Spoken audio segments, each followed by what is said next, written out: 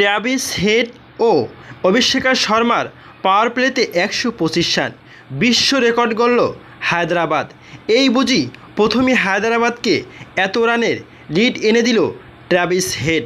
এদিন ব্যাট হাতে সানরাইজ হায়দরাবাদের তাণ্ডব থামছে না। আইপিএল ইতিহাসের সর্বোচ্চ রানের 2 ইনিংস গড়া দলটি এবার পাওয়ার প্লেতে সবচেয়ে বেশি রান তোলার বিশ্ব রেকর্ড গড়ল। দিল্লি ক্যাপিটালসের বিপক্ষে প্রথম 6 ওভারে 125 রান জড়ো করেছে দলটি। তবে এই খেলাটি দেখলে মনে হবে নিশ্চিত যেন ভিডিও গেম চলছে বা কোনো গেমার তিনি ঘরে বসে গেম খেলছেন এবং বোলারের সাথে। অপর প্রান্তে আছে বোলার এবং এই প্রান্তে আছে ব্যাটসম্যান। দুটিই যেন ভিডিও গেমসের খেলা এমনটিই মনে হবে। তবে সব কিছু ছাপিয়ে গেল সত্যিকারের রেকর্ড। বিস্তৃত থাকছে প্রতিবেদনে। এদিন খ্যাপাটে ব্যাটিংয়ে অভ্যস্ত হায়দরাবাদকে বিশ্ব রেকর্ড গড়ার সুযোগটা করে দেন ঋষভ পান্ত। দিল্লির অধিনায়ক টস জিতে প্রথমে ফিল্ডিংয়ের সিদ্ধান্ত নেন। 2 ওপেনার ট্র্যাভিস হেড ও অভিষেক শর্মা যেন চোখ বুজে সীমানা ছাড়া করেছিলেন বল। খলিল আহমেদের করা প্রথম ওভারেই 19 রান উঠে যায়। পরের ওভারে আসে 21 রান, তৃতীয় ওভারে 22 রান, অর্থাৎ চতুর্থ ওভারে 21, পঞ্চম ওভারে 20 ও ষষ্ঠ ওভারে 22 রান দিয়ে পাওয়ার প্লেতে 6 ওভারে 125 রান জড়ো করে হায়দরাবাদ।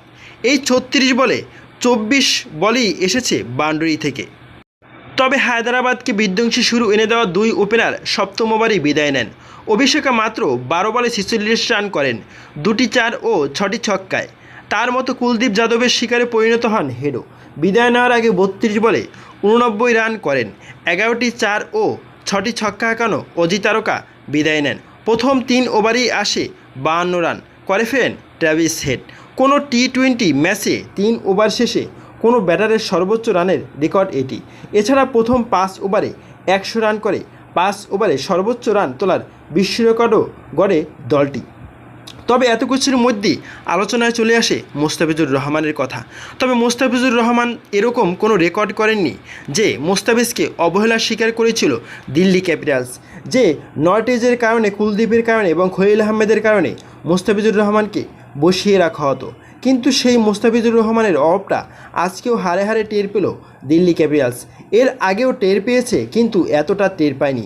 প্রথম 6 ওভারে পাওয়ার প্লেতে এতটা বিধ্বংসী ব্যাটারদেরকে যখন মোস্তাফিজের সামনে এনে দেওয়া হয় তখনই মোস্তাফিজ ডট বল দেয়।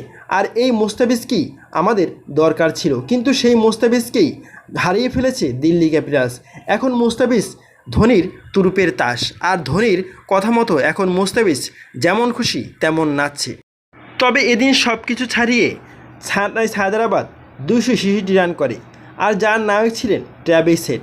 তিনি 32 বলে 89 রানের একটি কার্যকরী ইনিংস খেলেন। আর কার্যকরী এই কারিশমেটিক ইনিংসের মাধ্যমেই তিনি দলকে ভালো একটা সূচনা এনে দেন এবং বিশ্ব রেকর্ডটি করে ফেলেন।